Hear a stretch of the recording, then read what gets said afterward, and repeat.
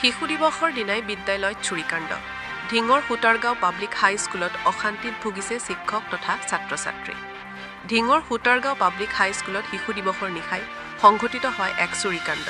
বিদ্যালয়ৰ কোঠাৰ তলা ভাঙি আন্ধাৰৰ সুযোগ লৈ চোৰে বিদ্যালয়ৰ বহু মূল্যৱান সামগ্ৰী লৈ যায় চুৰি হোৱা সামগ্ৰীসমূহ পানীৰ মটৰ এটা কম্পিউটাৰ লেবৰ 3টা বেটাৰী আৰু বিভিন্ন প্ৰয়োজনীয় সামগ্ৰী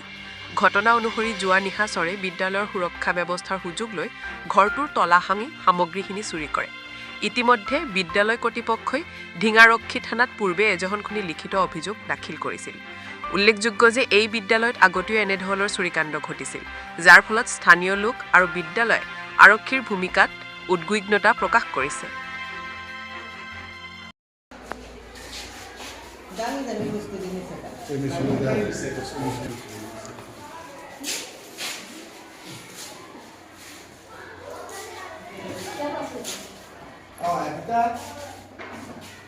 সেইটো ওলাই এইটো ইউজ কৰি আছো আৰু এইটো খালি কৰি থৈ গৈছে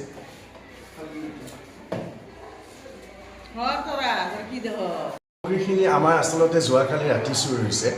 আমাৰ আচলতে চৰকাৰীভাৱে আজি স্কুল আমাৰ বিদ্যালয়ৰ বহুখিনি শিক্ষক শিক্ষয়িত্ৰীয়ে আজি পিতৃ মাতৃ বন্দনাৰ উদ্দেশ্যে তেওঁলোকে ছুটি এপ্লাই কৰিছিলে সেই মৰ্মে আমিও ছুটিতেই আছিলোঁ কিন্তু যেতিয়া আমি বিদ্যালয়লৈ আজি শিশু দিৱস উপলক্ষে আমি উপস্থিত হৈছিলোঁ কেইগৰাকীমান শিক্ষক শিক্ষয়িত্ৰীৰ লগতে আমাৰ প্ৰধান শিক্ষক বাইদেউ আছে তো আমি গম পালোঁ যে আমাৰ বিদ্যালয়ৰ পৰা বাইদেউৰ হেড বাইদেউৰ ৰুমৰ পৰা মটৰটো পানী তোলা মটৰটো কম্পিউটাৰ লেবৰ পৰা 3টাকৈ বেটাৰী আৰু আমাৰ স্কুলত যোৱা বছৰ নতুনকৈ স্থাপন হোৱা সমগ্ৰ শিক্ষাৰ জৰিয়তে 2টা লেব আমাৰ 2টা ট্ৰেডৰ হেল্থ কেয়াৰ আৰু এপাৰেল লেবৰ পৰা আমাৰ মেচিন ইষ্ট্ৰি আৰু লেবৰ হেল্থ কেয়াৰ লেবৰ পৰা 2টাকৈ বিপি মেচিন চুৰি হৈছে ইয়াক আমি অতি মানে গৰিহণাই দিম নে কি দিম আমি গম পোৱা নাই কিন্তু যিহেতু এইটো এটা ৰাইজৰ সম্পদ চৰকাৰী সম্পদ আমি ইয়াৰ আগতেও আমাৰ এই বিদ্যালয়ত কেইবাবাৰো এনে ঘটনা সংঘটিত হৈছে কেইবাবাৰো আমাৰ এই বিদ্যালয়ৰ পৰা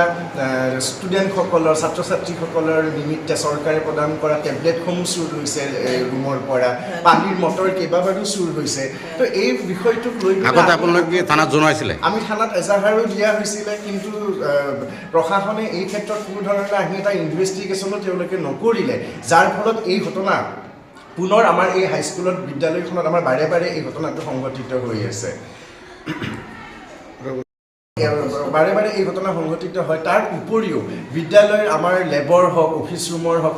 তলা ভাঙি পিনে তেওঁলোকে এনেধৰণে চুৰি কাৰ্যবোৰ সংঘটিত কৰি আছে কোনে কৰি আছে আমিও জানিব লাগে আৰু তেওঁলোকক উচিত শাস্তি প্ৰদান কৰিব লাগে আমি ভাবোঁ আৰু এই ক্ষেত্ৰত আমি প্ৰশাসনক আৰু চৰকাৰলৈ আমি এটাই অনুৰোধ কৰোঁ যাতে বিদ্যালয়সমূহত এনেকুৱা ধৰণৰ ঘটনা সংঘটিত নহয় তাৰ কাৰণে প্ৰশাসনে যাতে এই ক্ষেত্ৰত আমাক সহায় কৰে আৰু উচিত তদন্ত কৰি পিনে আমাৰ বিদ্যালয়ৰ বস্তুখিনি সামগ্ৰীখিনি যাতে কৰায়ত্ব কৰিবলৈ সক্ষম হয় এইখিনিয়ে ক'ব লগা আছিলে